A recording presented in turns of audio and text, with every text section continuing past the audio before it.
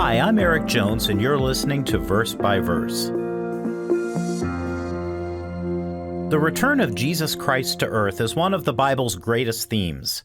That event will be the turning point in world history. It will mark the end of the era of man's rule over this earth, or better stated, misrule over this earth, and begin the era of God's direct rule. It will also mark the beginning of stark changes that will impact every person and every corner of the earth. The Bible is filled with prophecies of what the world will be like after Christ returns. But what will his actual return be like? What will happen the exact moment he sets foot on earth?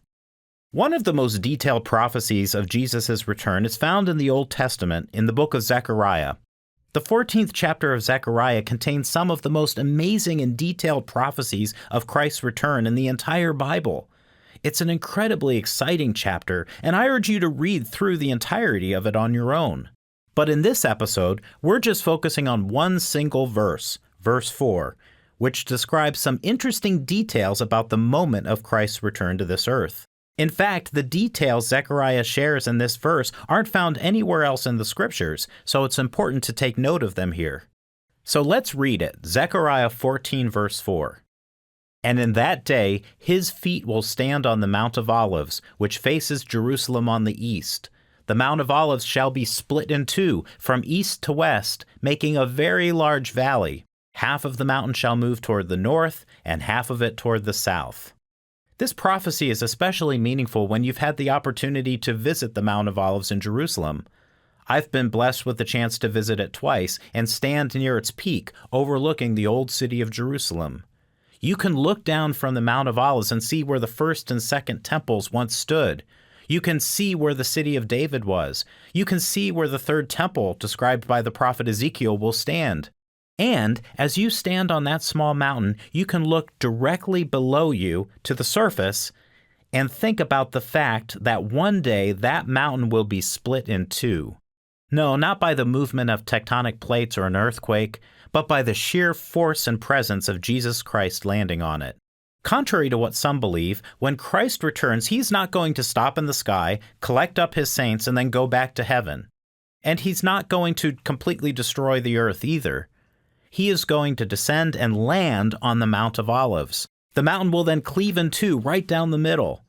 No human being can split a mountain just by setting foot on it, so this occurrence will make it absolutely clear to everybody seeing it that Jesus Christ is God and is supremely powerful. His return will show that not only will he be able to raise the dead and subdue powerful armies, but that his presence can literally split mountains in half. Once again, it will be a sign of his absolute power and authority. The rest of Zechariah 14 provides more details of what will occur after he returns and splits the mountain. But we'll just read one more, which provides an excellent summation of what happens next. Zechariah 14 verse 9, a few verses down. And the Lord shall be king over all the earth. In that day it shall be, the Lord is one, and his name one. The Lord is Jesus Christ. This is the portion of the biblical message that isn't always emphasized in mainstream churches. The message is that Jesus Christ is returning to be king over the entire earth. Yes, a literal king who is coming to rule with absolute authority. That was the primary thrust of the message he brought, which is often called the gospel of the kingdom of God. The true gospel, or the good news, is that Jesus is returning and will set up a kingdom on earth. A kingdom that will never be shaken, and the kingdom that will never be destroyed. And that is the message we're striving to preach today. The message that Jesus will return, will stand on the Mount of Olives, and will be king over all the earth. Most listening to this podcast will probably never visit the Mount of Olives in this life, but that's okay. It's definitely an interesting place to visit, but what you should really want is to be there on the day when Christ visits it again. The day when the sheer force of his feet will cause that mountain to rupture in two, forming a valley right down its center. That will be quite an impressive sight to see. But what happens next? His rule as King of Kings and Lord of Lords over the entire earth will be even more impressive and incredible.